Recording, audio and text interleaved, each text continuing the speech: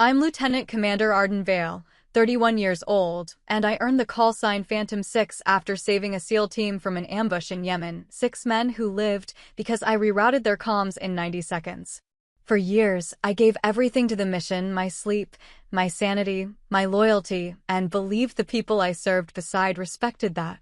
But when I came home and one of those same SEALs laughed at my dog tags in a bar, daring me to name my call sign, I made a choice that changed everything. Have you ever been underestimated or disrespected by someone who should have known better? If you have, tell me your story in the comments. You're not alone.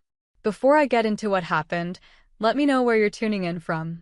And if you've ever had to stand your ground after being dismissed or humiliated, hit like and subscribe for more true stories about setting boundaries and reclaiming your worth. Because what happened next might surprise you. People always assume you need to be loud to be heard. They're wrong. I learned that lesson early, growing up in Annapolis, watching my father come home from submarine duty with that particular kind of silence that comes from spending months underwater. My mother, a Coast Guard surgeon, taught me something different. Precision matters more than volume. She'd stitch a wound with barely a word, save a life before breakfast, then ask if anyone wanted toast. That's the kind of competence I understood. The kind that doesn't announce itself. I joined ROTC at 17, not because I needed to prove anything, but because it felt like coming home. While other midshipmen were trying to ouch out each other in formation, I was studying signal intelligence, learning how satellites talked to submarines, how data moved through hostile territory. Cyber intelligence became my language. Tactical data fusion became my art. I wasn't the loudest voice in any room. I was the one making sure the right information reached the right people before someone died because of bad intel. Yemen changed everything. I was 26, freshly minted as a lieutenant in naval intelligence, assigned to support SEAL operations and counterinsurgency work. They didn't want me there at first. Intel officers were supposed to stay in air-conditioned rooms, pushing reports up the chain. But the field commander, a man named Cashin Rourke, had different ideas. He wanted intelligence officers who understood that data wasn't just numbers, it was the difference between a successful extraction and 6 body bags. I spent 9 months embedded with his team, never touching a trigger but always in the network, always watching the digital landscape they moved through. I learned their patterns, their communication rhythms, the way they breathed between firefights. And I learned something else, how fragile the whole operation was. One compromised radio frequency, one intercepted transmission, and everything collapsed. The call sign came during an operation outside Aden. Cashin's team was moving through a urban sector, hunting a high-value target, when their network lit up like a Christmas tree. Someone had cracked their encryption. Every word they spoke was being broadcast to hostiles who were already moving to intercept.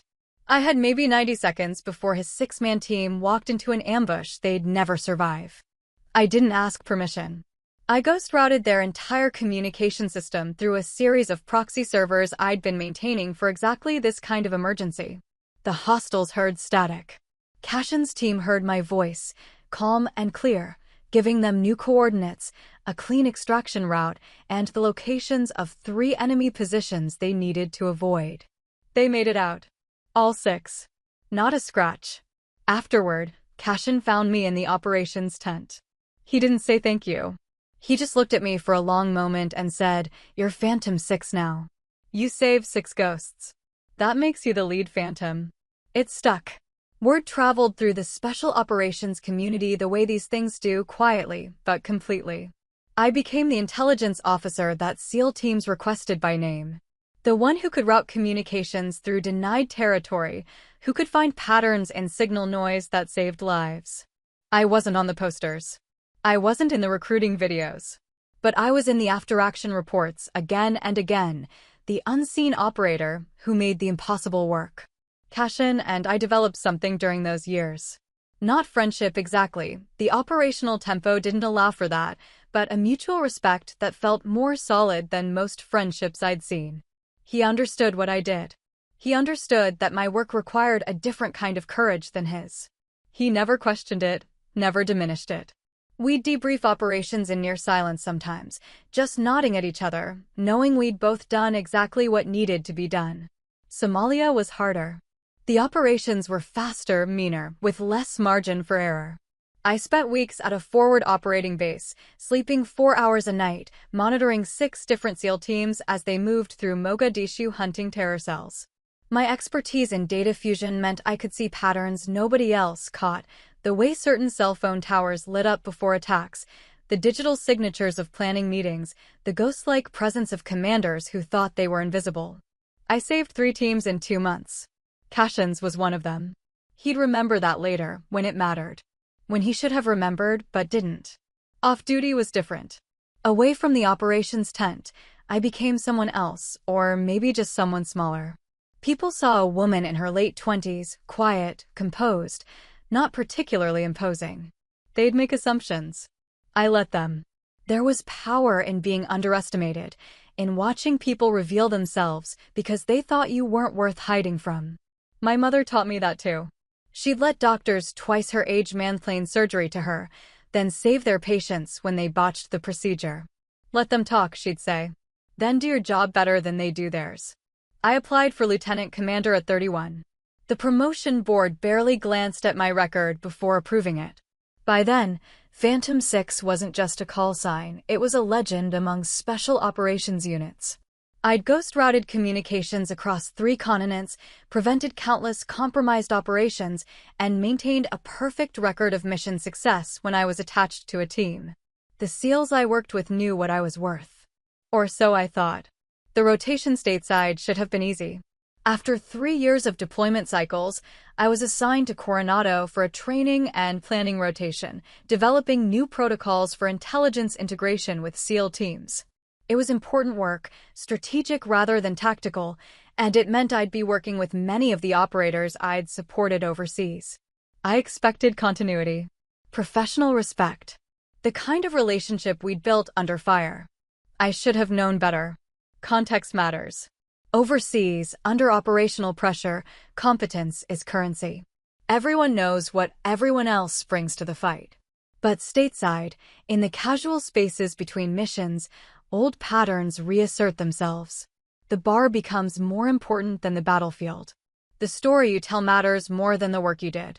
I started noticing it in small ways. Comments during briefings that felt just slightly off. "Intel's got it covered," said with a dismissive wave, as if intelligence work was somehow automatic, requiring no skill or judgment. Jokes about desk jockeys that landed just a little too hard. Nothing I could formally object to, but enough to create distance where there hadn't been any before. Cashin changed too. Not dramatically, he was still professional, still respectful in official settings. But the easy camaraderie we'd had overseas faded. He'd laugh along when others made jokes about intelligence work. He'd participate in conversations that treated my field as somehow less legitimate than direct action. Small betrayals, but they accumulated. Each one felt like watching someone forget who you were, one memory at a time. The real shift came with Logan Creed. Petty Officer Creed arrived stateside with the kind of energy that fills a room and demands attention, cocky, loud, perpetually performing confidence. He was good at his job, I could tell that much, but he was better at making sure everyone knew he was good at his job. Every story was about his shot, his call, his moment under pressure. The SEALs ate it up. There's something seductive about that kind of certainty, especially in a profession where doubt can kill you. Creed never seemed to doubt anything. He'd walk into briefings like he owned them, challenge senior officers just enough to seem bold but not insubordinate, and cultivate an aura of being the guy who got things done. I recognized the type immediately. Every military organization has them, operators who mistake aggression for confidence, who think leadership means being the loudest voice in the room. They're exhausting to work with but hard to confront because they're often good enough at their jobs that calling them out seems petty. Creed took an immediate dislike to me. I'm still not sure why. Maybe it was because I didn't react to his performances. Maybe it was because other officers respected me and he couldn't figure out why. Maybe he just needed someone to position himself against, and I was convenient. Whatever the reason, he started making comments.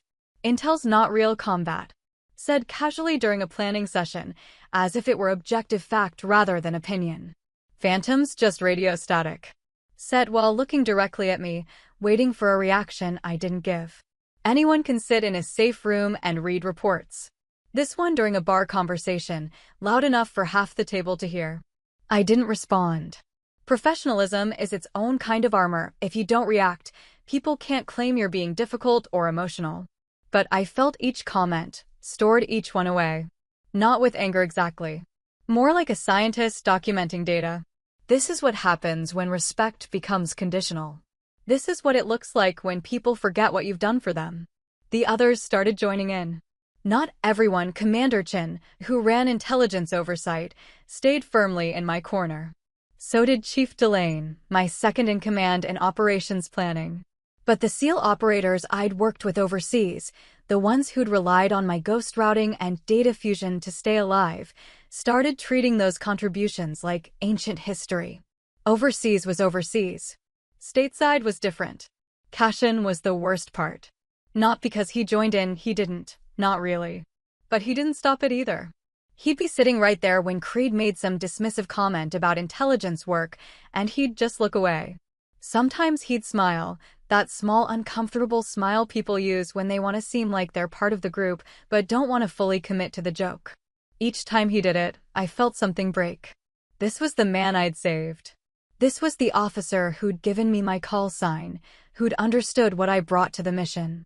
Now he couldn't even make eye contact when someone mocked the work that had kept him alive. I should clarify something, I'm not easily hurt. 3 years of operational deployments teach you to develop thick skin. You learn to separate yourself from reactions, to observe your own emotions from a distance. It's necessary for survival. But this was different. This wasn't enemy combatants underestimating me. This was the people I'd bled for, metaphorically speaking. The people whose lives I'd saved, whose missions I'd made possible. They knew what I'd done.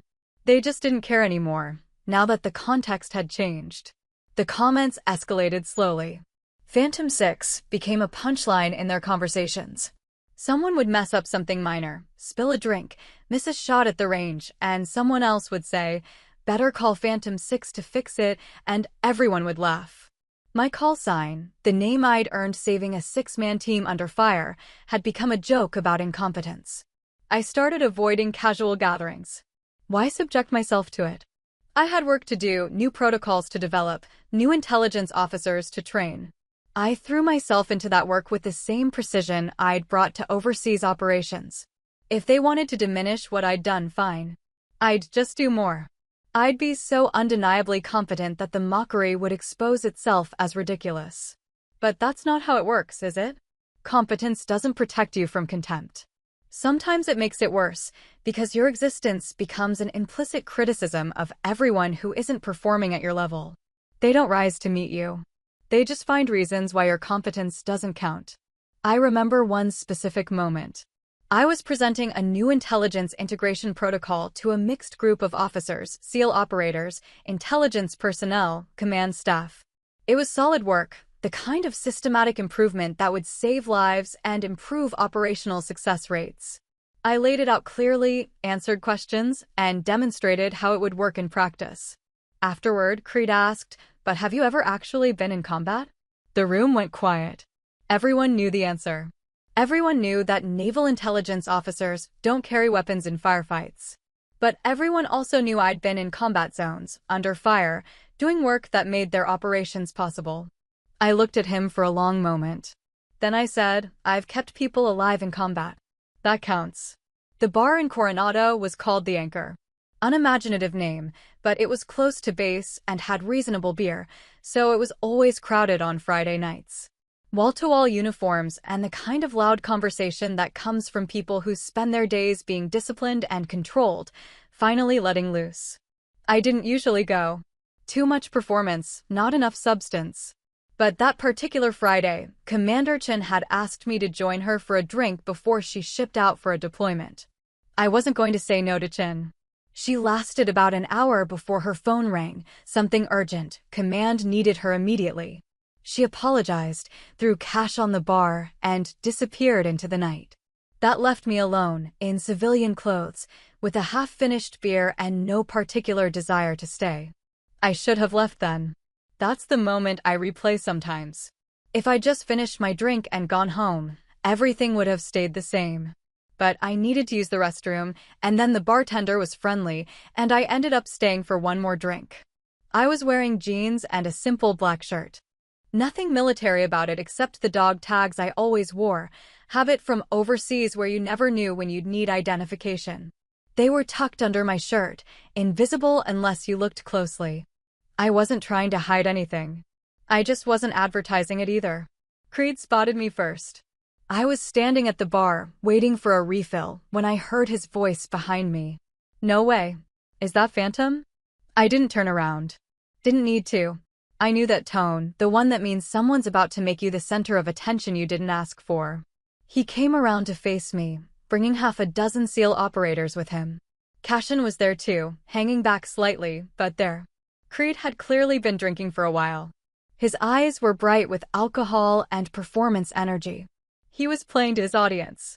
"You military?" he asked, too loud. People nearby turned to look. I could have said yes. Could have just answered the question and ended it. But something in his tone made me pause.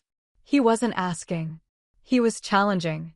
Daring me to claim something he'd already decided I had no right to claim. So I didn't answer. Just looked at him steadily, the way my father taught me to stare down anything that wanted to intimidate you. That's when he saw the dog tags. My shirt had shifted slightly, and the chain was visible. His grin widened. "No way you're military." The others laughed. Not everyone, a couple of them looked uncomfortable. But enough. Enough that the mockery had social proof, enough that staying silent felt like agreement. I still didn't speak. I was running calculations in my head. What happened if I walked away? They'd take it as confirmation that they were right. What happened if I argued? They'd dismiss it as defensiveness. Either way, I lost. The game was rigged from the start. Creed leaned against the bar next to me, performing casual confidence. "Come on, sweetheart. What's your call sign? You've got tags, you must have a call sign." He said it like call signs were participation trophies, like everyone in the military got one regardless of what they'd actually done. The others were watching now. This was entertainment. The loud guy putting the quiet woman in her place. A familiar story, played out 1,000 times in 1,000 bars. I could see it in their faces. They'd already written the ending. I'd either get flustered and leave, or I'd claim something they could mock. Cashin was looking at the floor. That hurt worse than anything Creed was saying. The man I'd saved, the officer who'd given me the name Phantom 6, couldn't even meet my eyes while someone turned that name into a joke. I set my beer down carefully, turned just enough to face Creed directly. Met his eyes with the same calm I'd used while routing communications through hostile territory, the same steadiness I'd maintained while watching 6 men almost walk into an ambush that would have killed them all. And I said, very quietly, "Phantom 6. The words hung in the air for a moment. Creed's grin started to widen. He thought I was playing along, making up something to match his mockery. Then the name registered. Actually registered. I watched it happen in real time. His grin froze. His eyes widened slightly. He glanced back at the others. Cashin's head came up like he'd been shocked. His face went pale. Every SEAL operator in that circle suddenly looked like they'd been caught stealing. Because they had been, in a way. They'd been stealing my dignity, my reputation, my earned respect, and they'd thought it was free. Thought there were no consequences because I was just the quiet intelligence officer who never pushed back. "Wait," one of them said. "You're the Phantom 6? The actual Phantom 6? I didn't answer. Didn't need to. The truth was obvious now, written in Cashin's expression, in the sudden silence that spread through the group. They knew the stories. Everyone in special operations knew the stories. The intelligence officer who'd ghost-routed compromised communications and saved 6 SEALs in Yemen. The operator who'd spent 3 years preventing mission failures through pure signal work. The legend that got referenced in briefings as an example of intelligence excellence. They just hadn't connected that legend to the quiet woman they'd been mocking for months. Creed opened his mouth. Closed it. Opened it again. We didn't know, you didn't ask," I said. Simple. Factual.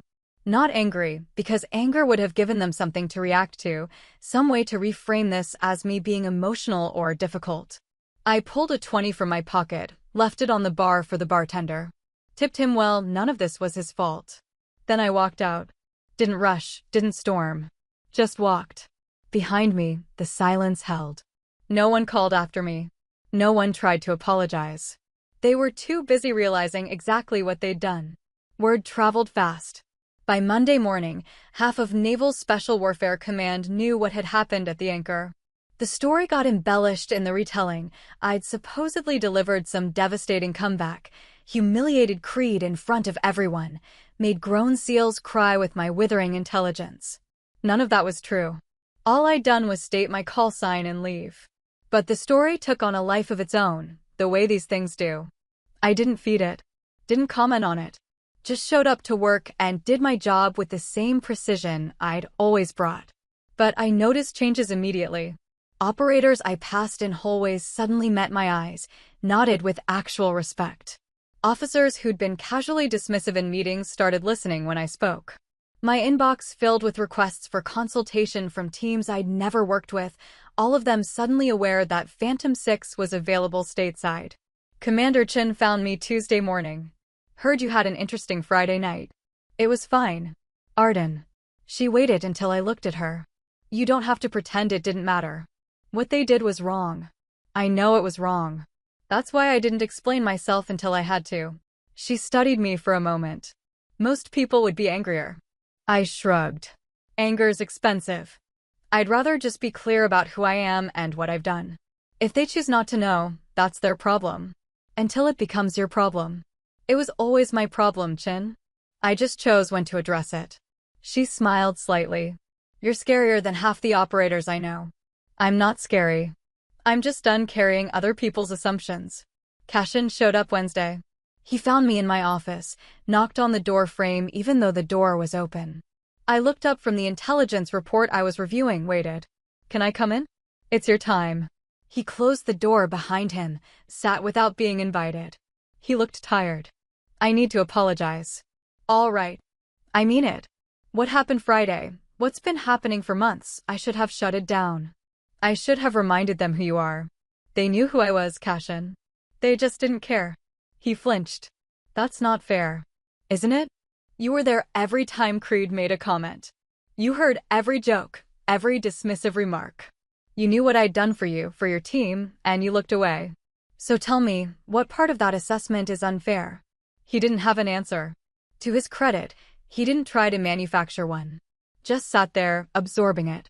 Finally he said, he didn't know who you were. He didn't ask. Would you have told him if he did? No. Because respect shouldn't be contingent on proof. I shouldn't have to recite my resume for people to treat me professionally. You're right. I know I am. That's not why you're here. He looked up. What? You're not here to apologize to me. You're here to apologize to yourself. You're here because you realized you failed your own standards, and that's harder to live with than failing mine. Silence. Long enough that I went back to my report, letting him sit with it. Eventually he said, how do I fix this? You don't. You just do better next time. That's it. That's everything. You think forgiveness is the point? It's not. The point is recognizing where you failed and choosing not to fail that way again. Whether I forgive you is irrelevant to that process. He stood slowly. You've changed. No. You're just seeing me clearly for the first time since we got stateside. After he left, I sat quietly for a few minutes. Not replaying the conversation, I don't waste time on that. Just acknowledging what had happened and what it meant.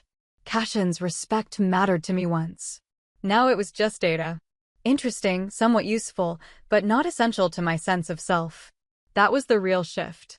Not the bar confrontation, not the spreading stories.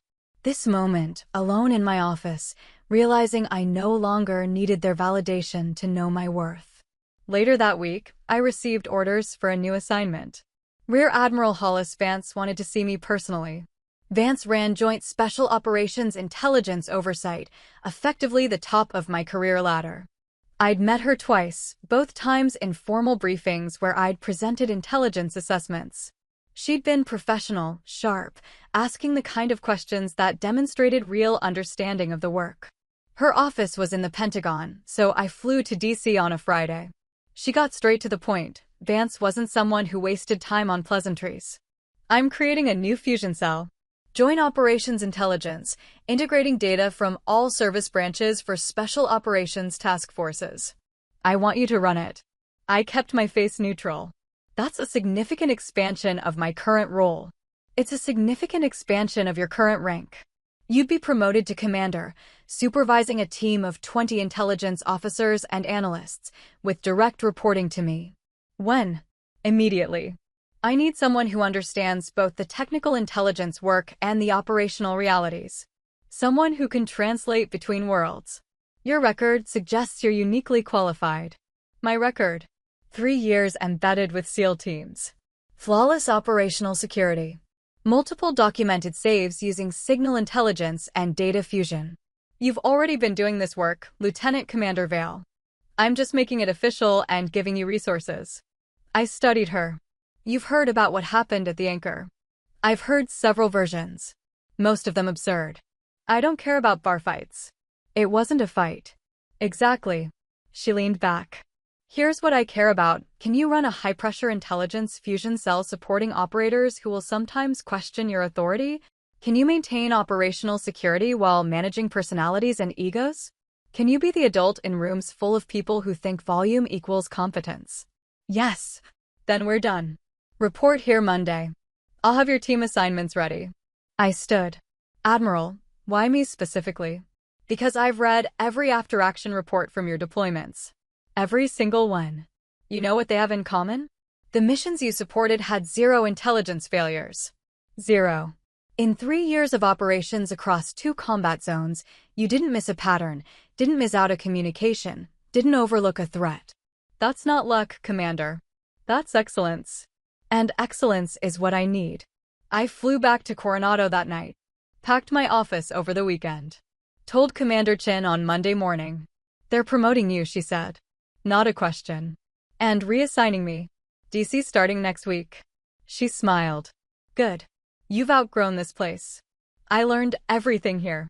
I know. That's how I know you've outgrown it. The new fusion cell was located in a nondescript building near the Pentagon. 20 intelligence officers and analysts, drawn from all service branches, all of them experienced in special operations support. My job was to integrate their work, coordinate with field operators, and provide real-time intelligence support for joint task forces. It was exactly the kind of challenge I'd been preparing for my entire career. Chief Marcus Delane transferred with me from Coronado. He'd been my second-in-command on several operations, and I trusted his judgment. On our first day, we spent 6 hours just mapping out communication protocols and data flow. Boring work, essential work. The kind of thing that prevents catastrophic failures later. By the end of the first week, we were operational. By the end of the first month, we'd supported 3 joint task forces and prevented 2 intelligence compromises that could have cost lives.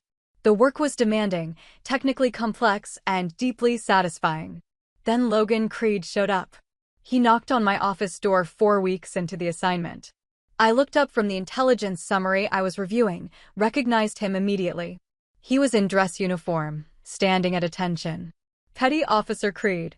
What are you doing here? I've been assigned as field liaison to your cell, ma'am. I report for duty Monday. I kept my expression neutral. You requested this assignment? No, ma'am. It was assigned through normal rotation. That was probably true. Field liaison positions rotated regularly, and SEAL operators often filled them. But the timing felt pointed.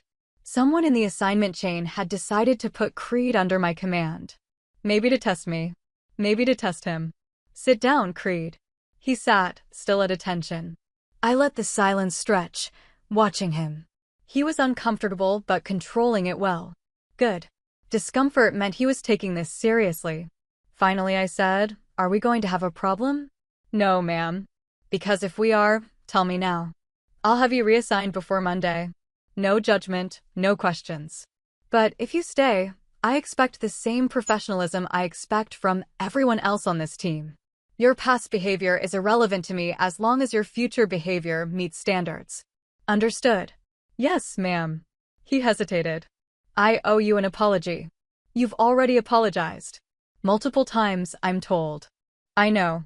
But I need to, he stopped, regrouped. What I did was wrong. Not just disrespectful, but ignorant. I made assumptions about your work, about your value, without bothering to learn anything about what you actually do. That's inexcusable in any context, but especially in a professional military environment where people's lives depend on mutual respect and trust. It was a good apology. Specific, acknowledging the actual problem, not making excuses. I nodded. Accepted. Now, let's get to work.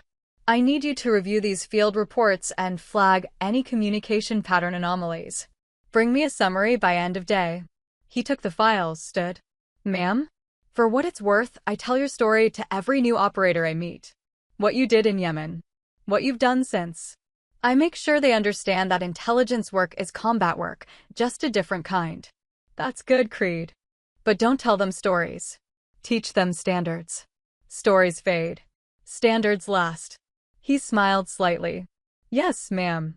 After he left, Chief Delane appeared in my doorway. You handled that well. It was a professional interaction. Nothing to handle.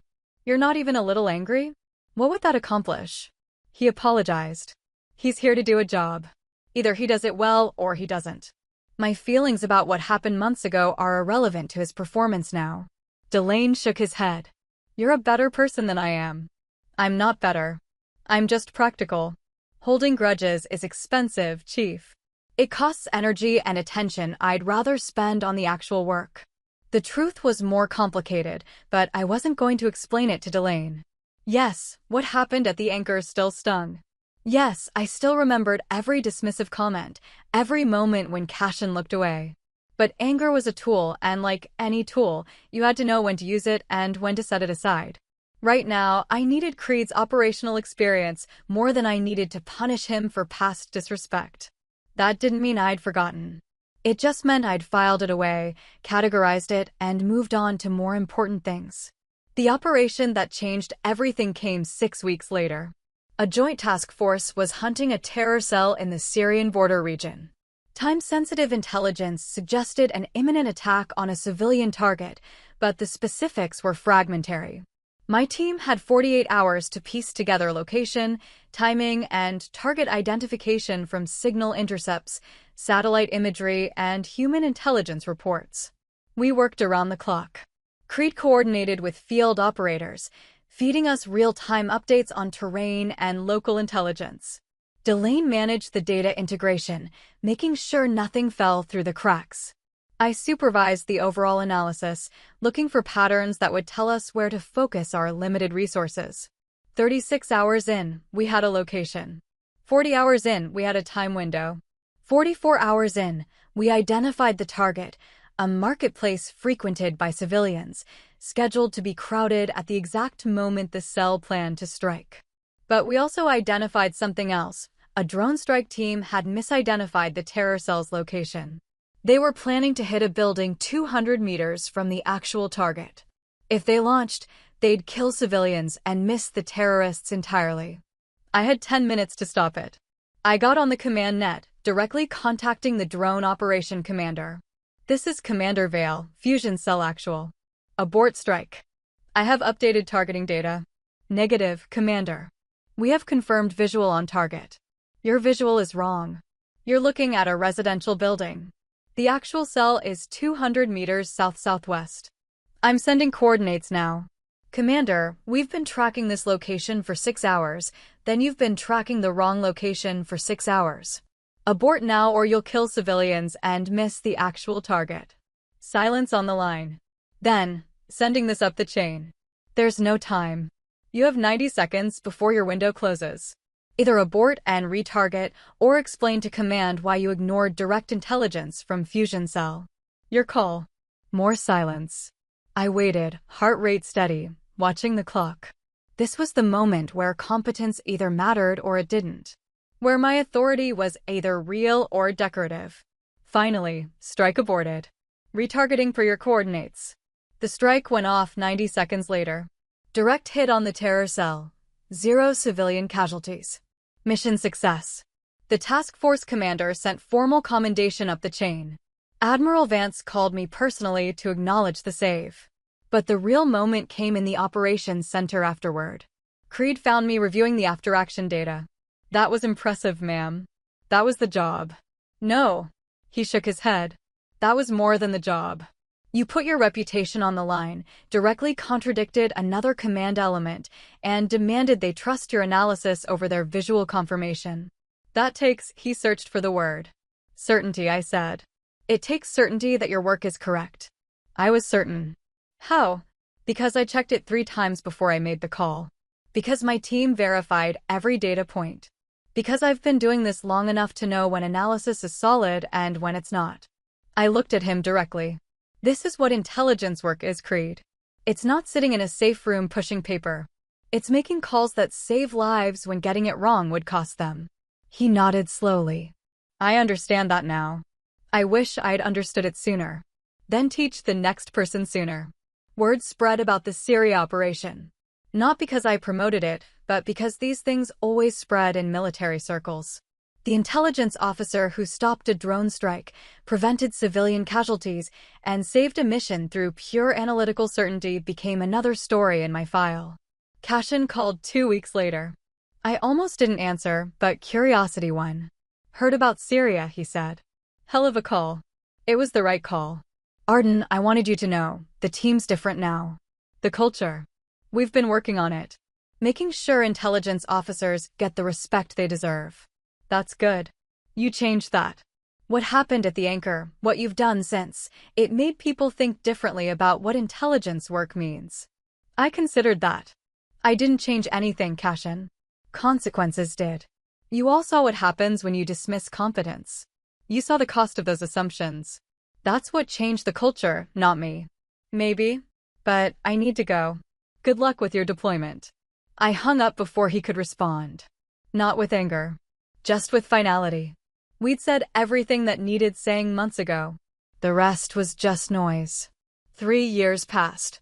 3 years of running the fusion cell, supporting joint operations, training new intelligence officers in the art of precision analysis.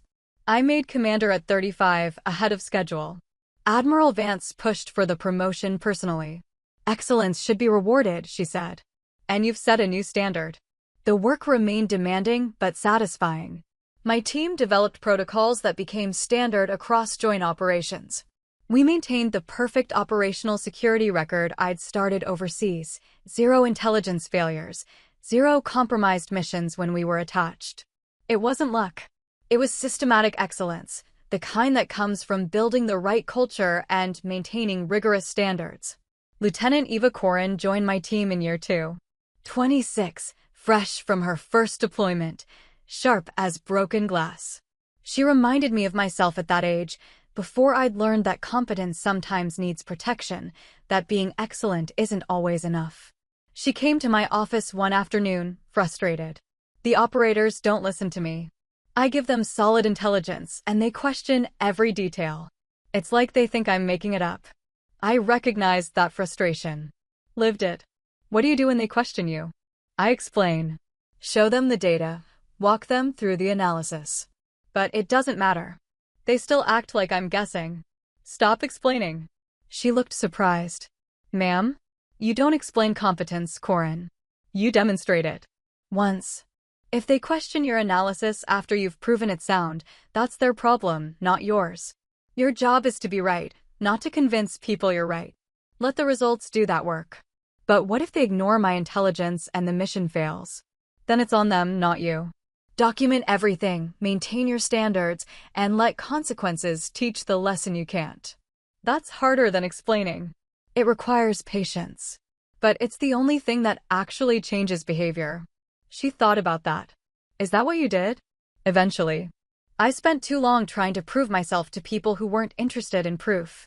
When I stopped doing that, when I just maintained my standards and let results speak, that's when things changed. Doesn't it make you angry? That you had to prove yourself at all? Sometimes. But anger's expensive, and I'd rather spend my energy being excellent than being mad about having to be excellent. She smiled slightly. That's a very pragmatic approach to injustice. Injustice is real, Corin. But so is the mission. People's lives depend on us doing our jobs well regardless of whether we're getting the respect we deserve. So we do the job well. We maintain standards. And we trust that over time, competence wins. It doesn't always win quickly, and it doesn't always win fairly. But it wins. Eva nodded, filed that away. 6 months later, she made a call that saved a reconnaissance team from an ambush. The team commander who'd questioned her analysis sent formal commendation up the chain. She didn't gloat. Just did her job and moved on to the next mission. I watched her becoming the officer I'd been overseas, the one who knew her worth without needing constant validation. That's when I realized something. The bar confrontation, the months of dismissive comments, even Cashin's failure to defend me, all of that had taught me something valuable. Not about them. About me.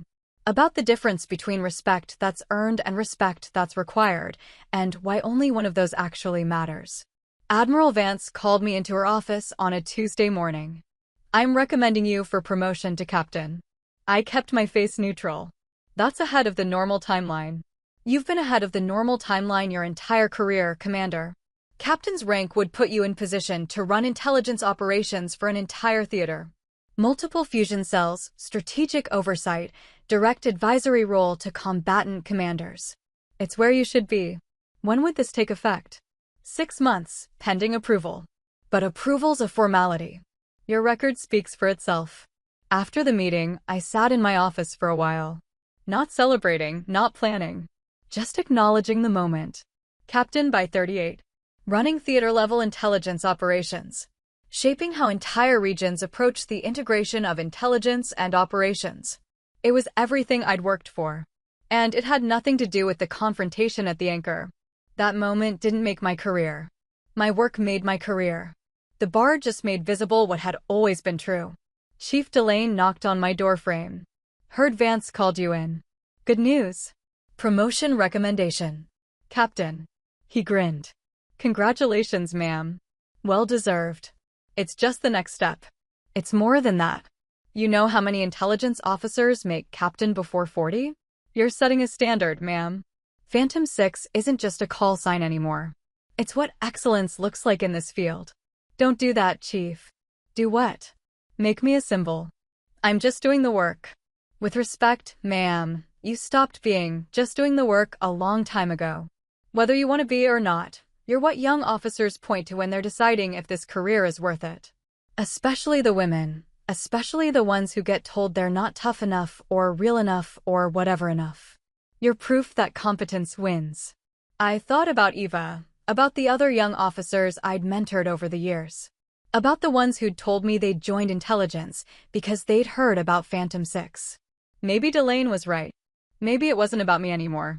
Maybe it had become bigger than one person's career, one person's confrontation with disrespect. That was uncomfortable. I'd never wanted to be a symbol. Symbols were fragile, subject to interpretation and myth-making. But maybe that discomfort didn't matter. Maybe what mattered was using whatever platform I'd built to make the path easier for whoever came next. "All right, Chief. I'll try to be worthy of that." "You already are, ma'am. You just don't see it because you're too busy actually being it." Later that week, I received a message through official channels. Logan Creed had been promoted to Chief Petty Officer.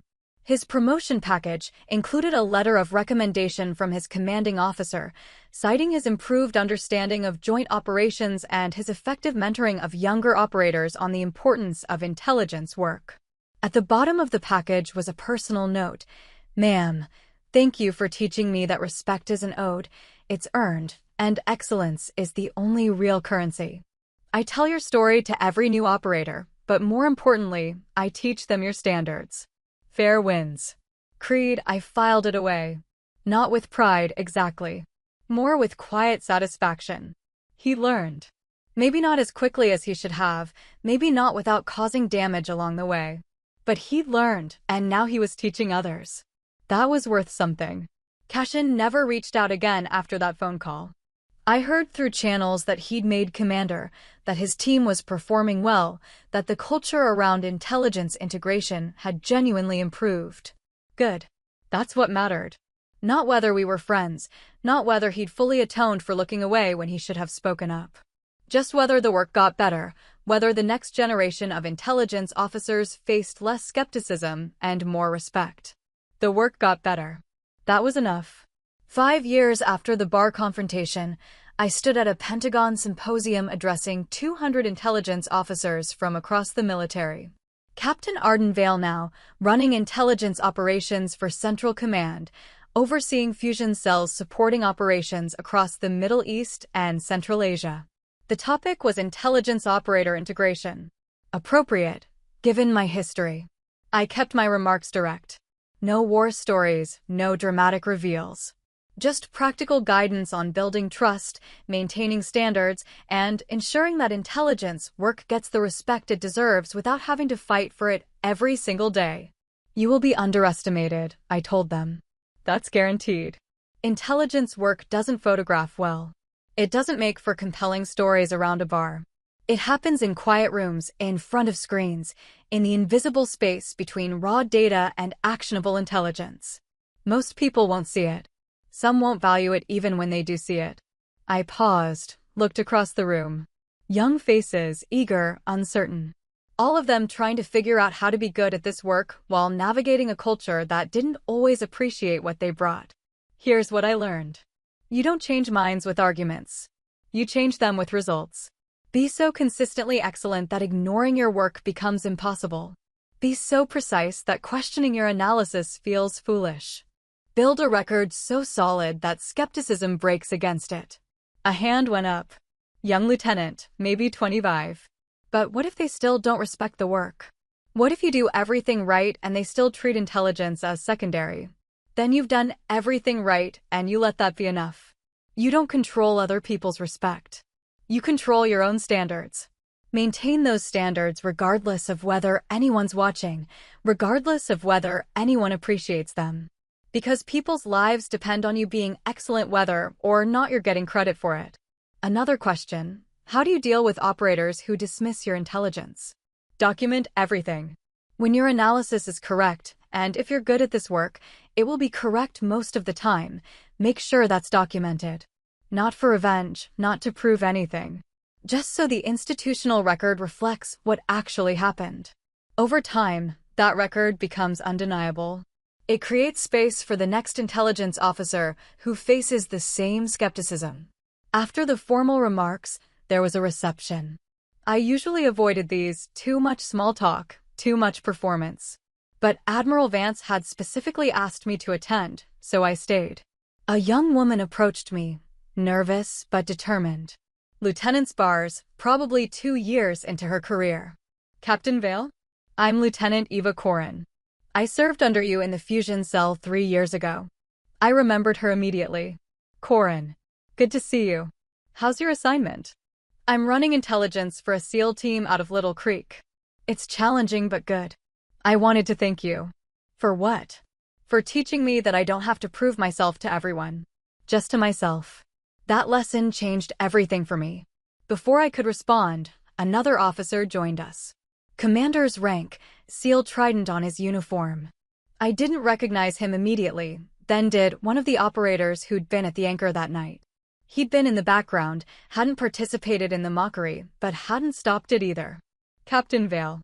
Commander James Morrison. I was wondering if I could speak with you briefly. Go ahead. He glanced at Corin, who took the hint and stepped away. Then he said I was there. That night at the anchor. I didn't say anything when when the situation got out of hand. I've regretted that for 5 years. All right. I just wanted you to know that what you did, how you handled it, it changed how my team approaches intelligence work. We make sure our intelligence officers are in every planning session, that their input gets equal weight with operational considerations. We've built it into our culture. That's good. That's how it should be. It wouldn't be that way if you hadn't, he stopped.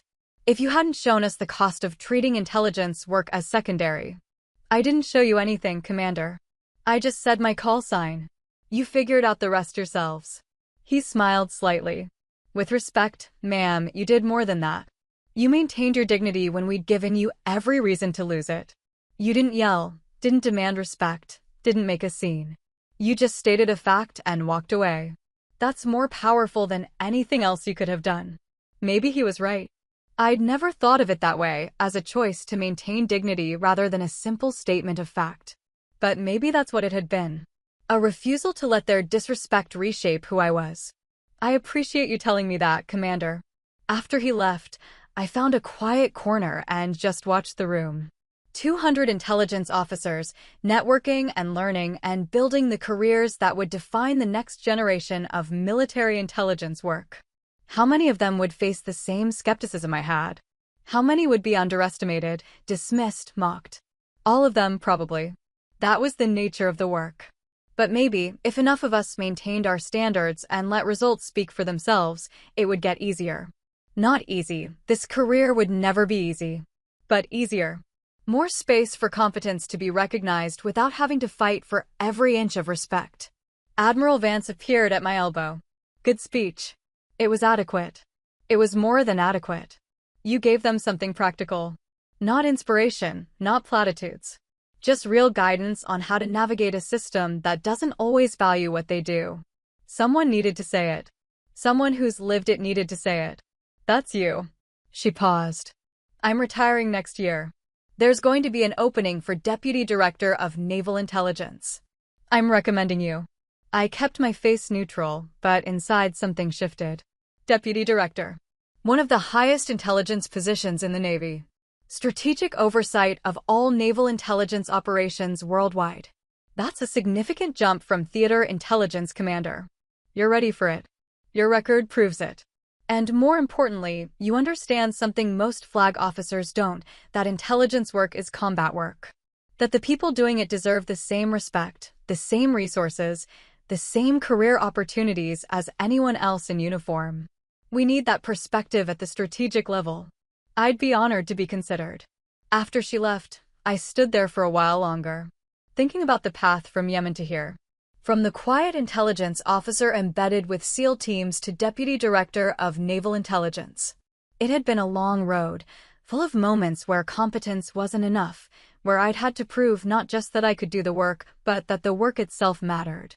But I'd walked that road without compromising my standards, without becoming bitter, without letting other people's skepticism reshape my understanding of my own worth. That felt like winning. Not the dramatic, satisfying kind of winning that made for good stories. Just the quiet, steady kind that meant I'd built something lasting. The transition to Deputy Director took 8 months. 8 months of briefings, confirmations, planning sessions, and the kind of strategic thinking that operated at a completely different scale than tactical intelligence work. Instead of supporting individual missions, I was shaping intelligence policy for the entire Navy.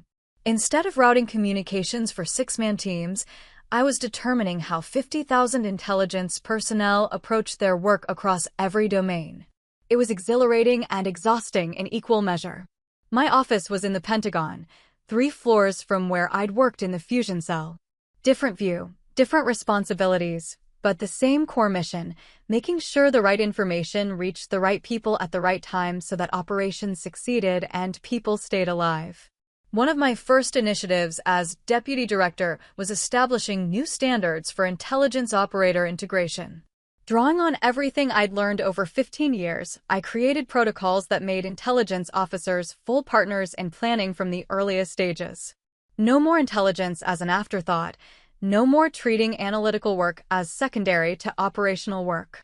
It faced resistance, predictably. Operational commanders who thought they knew better, who saw intelligence as support rather than essential capability. I pushed through anyway, using the same steady pressure I'd always applied. Not loud, not confrontational.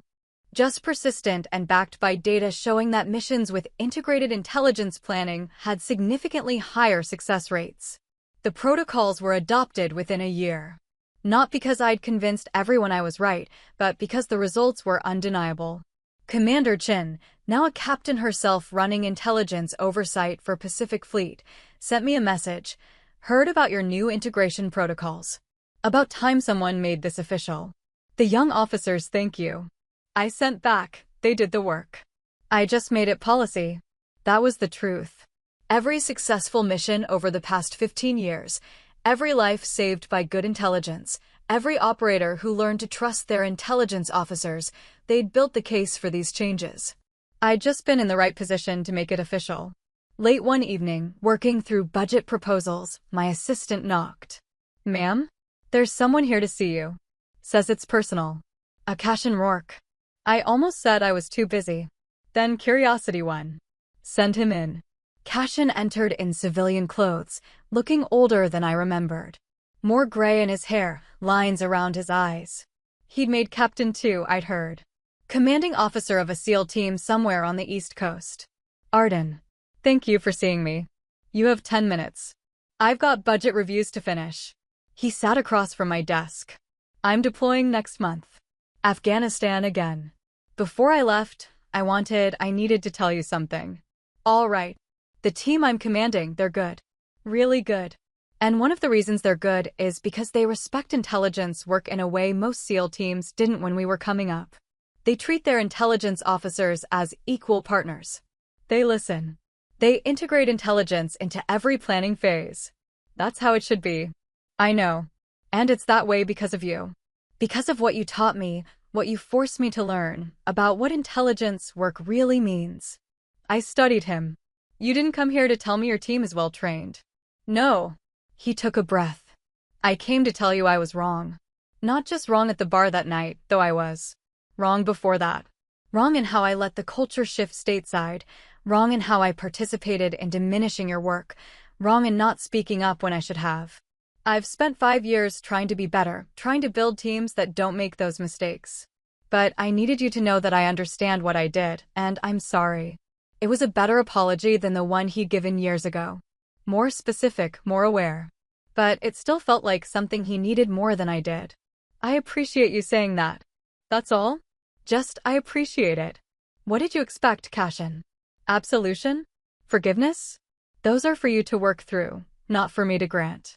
You failed your own standards. Whether I accept your apology doesn't change that. What changes it is you doing better going forward. Which you're already doing." He nodded slowly. "You're right. I wanted you to know. Now I know." He stood to leave, then turned back. "For what it's worth, you were the best intelligence officer I ever worked with. I should have told you that more often. I should have made sure everyone else knew it too. You're telling people now. That's what matters." After he left, I sat with the encounter for a few minutes. Not analyzing it, not trying to extract meaning. Just acknowledging it and moving on. Cashin's journey toward being a better officer was his own. I could witness it, but I couldn't carry it for him. My phone buzzed. Text from Eva Corin, who I'd kept in loose touch with, just got promoted to lieutenant commander. "Thank you for teaching me that excellence speaks for itself." I typed back, "Congratulations. Now teach the next person." That was the real legacy, I thought. Not the bar confrontation, not even the policy changes I was implementing. The legacy was every intelligence officer who learned they didn't need to prove themselves to people who weren't interested in proof. Every operator who learned to respect analytical work as combat work. Every team that integrated intelligence from the start instead of treating it as an afterthought. The Phantom 6 story would fade eventually. Stories always did. But the standards would remain. The expectations would remain. The culture that slowly, painfully shifted toward recognizing intelligence work as essential would remain. That was worth more than any apology, any belated recognition, any story told in bars about the intelligence officer who shut down a cocky SEAL with 2 words. I turned back to the budget proposals. There was work to do. 10 years after the anchor, I was giving the keynote address at the Naval Academy graduation ceremony. Rear Admiral Arden Vale by then, Director of Naval Intelligence, overseeing every intelligence operation the Navy conducted worldwide. It was a role I'd never imagined for myself, too visible, too political, too far from the actual work of analysis and operations. But Admiral Vance had been right. The role needed someone who understood intelligence work from the ground up, who could advocate for resources and respect at the strategic level. Someone who knew what it meant to do the work in the field, under pressure, when lives depended on precision. The graduating class sat before me in perfect white uniforms, young and eager and uncertain about the careers ahead of them. Some of them would choose intelligence. Most wouldn't. but all of them would work with intelligence officers at some point, and how they treated those officers would shape operations, culture, and, ultimately, lives. I'd written the speech carefully. Not about my career, not about Phantom 6. About something more fundamental. You're about to enter a profession that demands excellence, I told them. But here's what the textbooks don't tell you: excellence isn't always recognized. You will work with people who are extraordinary at their jobs, and you will be tempted to overlook them because their excellence is quiet. Because it doesn't announce itself. Because it's easier to respect the loud competence than the quiet kind. I paused, let that settle. Here's your obligation. See the quiet professionals. The intelligence officers who work through the night to ensure your mission has the right data. The logistics personnel who ensure supplies reach you when you need them. The technical specialists who maintain systems you depend on but never think about. These people save lives. They enable success. They're as essential as anyone carrying a weapon into combat. A young midshipman in the front row was taking notes. Good. You will face moments where you have to choose between easy respect and earned respect. Between acknowledging only the people who look like traditional warriors and acknowledging everyone who contributes to the mission. Choose earned respect. Every time. Because the military doesn't succeed through individual heroics. It succeeds through systematic excellence across every specialty. After the ceremony, during the reception, a young woman approached. Midshipman First Class, about to commission as an ensign. Intelligence Specialist, according to her academic insignia. Admiral Vale? I'm Emily Chin. I wanted to tell you I joined intelligence because of you. I'd heard that before, but it still felt strange. Tell me why. Because you proved it was possible to be excellent at this work and get the recognition you deserve. My mother is Commander Lyra Chin. She served with you early in your career. She always told me that if I wanted to do intelligence work, I should study how you did it, not just the technical skills, but the patience, the standards, the refusal to compromise competence for convenience. Commander Chin. I hadn't spoken with her in years, but I remembered her support during those early difficult months stateside. Your mother is an excellent officer. You're lucky to have her as a model. She says I'm lucky to have you both. She says you taught her that quiet confidence is more powerful than loud certainty. After Emily left, I found myself thinking about legacy again. Not the dramatic moments, not the confrontations or the vindications. But the quieter transfer of knowledge, the teaching of standards, the slow accumulation of cultural change that happened through thousands of small interactions over decades. That evening, back in my office, I received a message through official channels. Captain Logan Creed was retiring from the Navy. His farewell letter to his command included a paragraph about the importance of respecting intelligence work, about learning from mistakes, about the officer who'd taught him that competence matters more than ego. He didn't mention my name, but everyone who knew the story would know who he meant. I filed the message away. Creed had grown into a solid officer, by all accounts. His early arrogance had been tempered by experience and consequences into something more useful: confidence backed by competence, certainty earned through results. That was good. That was how it was supposed to work. Late that night, unable to sleep, I pulled up old files from Yemen. After-action reports from operations I'd supported 15 years ago. The mission where I'd earned the Phantom 6 call sign. I hadn't read these reports in years. Didn't need to. I remembered every detail. But reading them now, from the perspective of 2 decades of service, I saw something I'd missed at the time. How much of the success had been luck? How many things could have gone wrong? How narrow the margin was between saving 6 lives and losing them. I'd been good at my job, yes. Skilled, prepared, precise. But I'd also been fortunate.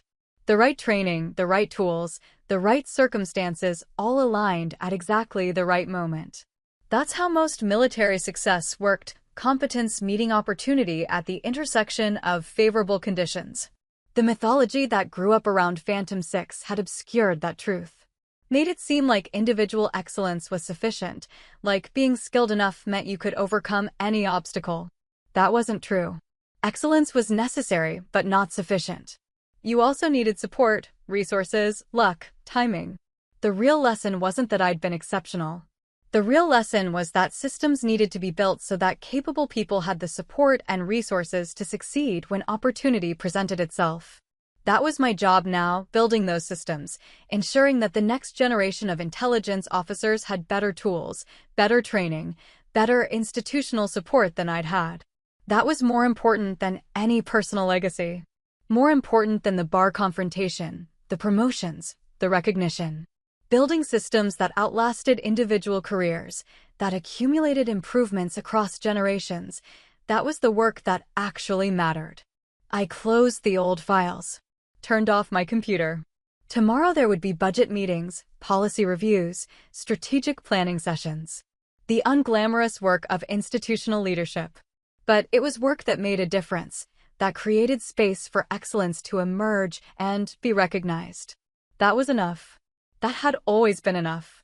15 years after the anchor, I was preparing to retire.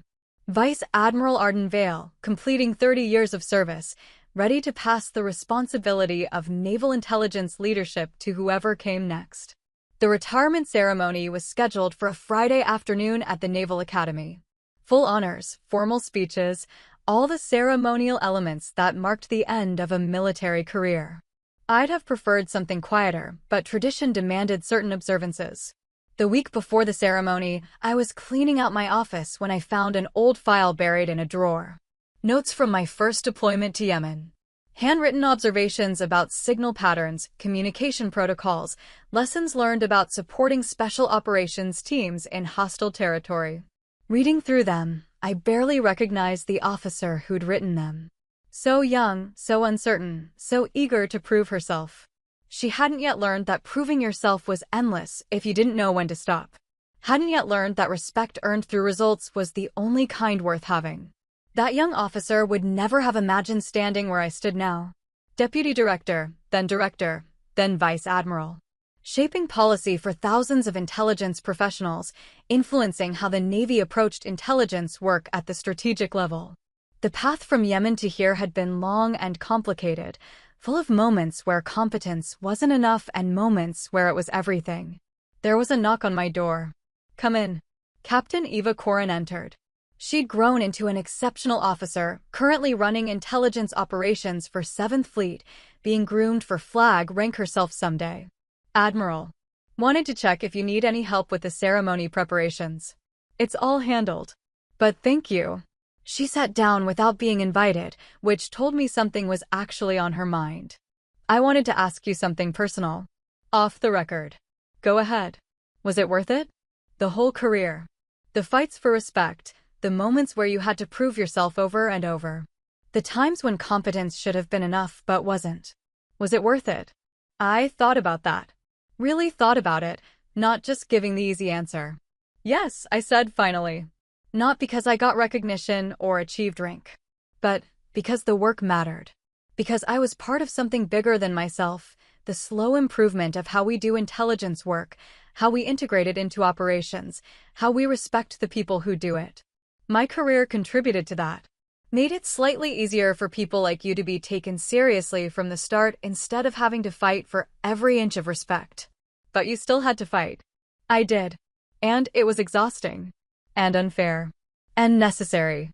Not because the fighting itself had value, but because it moved the system incrementally toward being better. Would I have preferred to just do the work without having to prove myself constantly? Of course. But that wasn't the reality I faced. So I worked with the reality I had and tried to change it for whoever came next. Eva nodded. "I've had it easier than you did. The culture's better now. Intelligence officers get integrated into planning from the start. Operators mostly respect our work." Mostly. Mostly, she agreed. There are still moments. Still assumptions. But nothing like what you faced early in your career. That's good. That's progress. It's not perfect, but perfect isn't the goal. Better is the goal. Incrementally better, with each generation facing fewer obstacles than the last. After she left, I continued clearing out my office. 30 years of files, commendations, after-action reports, policy documents. All of it would be archived, most of it forgotten.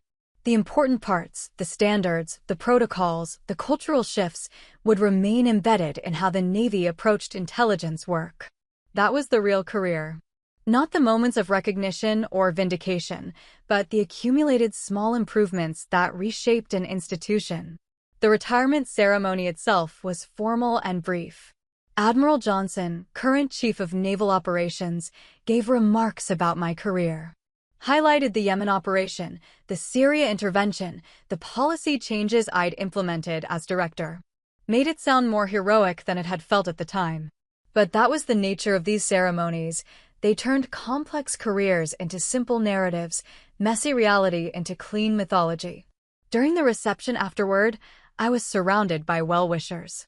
Old colleagues, former team members, junior officers I'd mentored. They all had stories, moments where I'd helped them, taught them, or simply demonstrated that quiet competence had value. Logan Creed appeared near the end.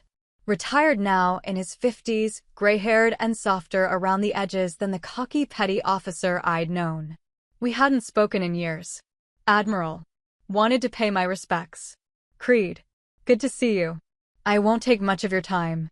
Just wanted you to know I've spent 15 years telling your story to young operators. Not the bar story. The real story. About an intelligence officer who saved lives through precision and patience, who built systems that made everyone better at their jobs, who proved that respect is earned through results. That's good, Creed. But stop telling stories. Teach standards. He smiled. Still the same advice. Because it's still the right advice. After he left, I found a quiet corner of the reception hall. Just watched the room. All these people whose careers I'd intersected with, whose work I'd supported or commanded or improved in some small way. The young officer who'd been mocked in a bar 30 years ago could never have imagined this moment.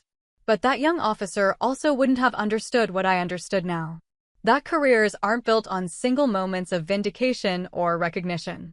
They're built on accumulated choices to maintain standards, to prioritize competence over ego, to improve systems rather than just succeeding within them.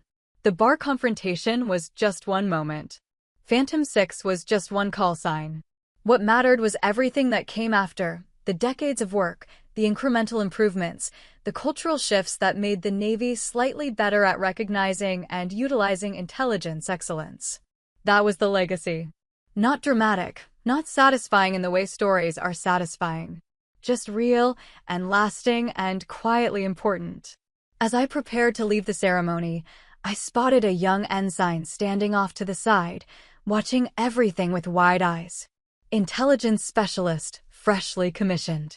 I recognized that look, the mixture of hope and uncertainty that comes with starting a military career. I walked over. Ensign. Enjoying the ceremony? Yes, ma'am. I mean, Admiral. It's inspiring. What's inspiring about it? She looked surprised by the question. Your career, Admiral. Everything you accomplished. It proves that intelligence work can lead to flag rank, that we can reach the highest levels. That's not what should inspire you. Ma'am? My rank is just outcome. What should inspire you is the work itself, the precision, the patience, the satisfaction of providing intelligence that saves lives and enables success. Do that work excellently, regardless of whether it leads to promotion or recognition. That's what matters. She nodded, processing. But didn't you have to fight for respect? Didn't you face people who dismissed intelligence work? Yes. And some days I'll still be angry about that, probably for the rest of my life. But that anger isn't useful. What's useful is this: you don't correct people with anger. You correct them with truth. And sometimes that truth is just demonstrating competence so consistently that ignoring it becomes impossible. Is that what you did? That's what I tried to do. Some days better than others. I left her with that. No dramatic final wisdom, no perfect encapsulation of 30 years of service. Just practical truth, the same kind I'd always tried to offer. Walking out of the Naval Academy that evening, I thought about the path from Annapolis to here. From the submarine officer's daughter who learned the value of quiet competence to the 3-star admiral who'd shaped intelligence policy for an entire service. It had been a good career. Not perfect. Full of moments where I'd been underestimated, dismissed, mocked. But also full of moments where I'd saved lives, improved systems, and helped build a culture that respected intelligence work. The young officer who'd said Phantom 6 in that bar 15 years ago had wanted vindication. Wanted those SEALs to know they'd been wrong about her, wanted to prove her worth in a way they couldn't ignore. The admiral walking away from her career wanted something different. Just to know that the work had mattered. That the systems were slightly better, the culture slightly more respectful, the path slightly easier for whoever came next. And it was. Not perfect. But better. That was enough. That had always been enough. You don't correct people with anger. You correct them with truth. And sometimes that truth is just a name they never expected to hear, followed by 30 years of work that proved the name was earned. If you've ever had to hold your ground when someone underestimated you, drop a comment, and if this resonated, tap like, subscribe, and share it with someone who needs the reminder. New stories on boundaries and quiet power every week. Questions for you. Have you ever been dismissed in public, then proved them wrong without raising your voice? What happened? When respect is withheld, do you explain or let results speak? What's your call sign moment, one fact about you that changes the room? If you were at that bar, what would you have said, or would you have just walked away? Where have you drawn a line lately that made everything clearer?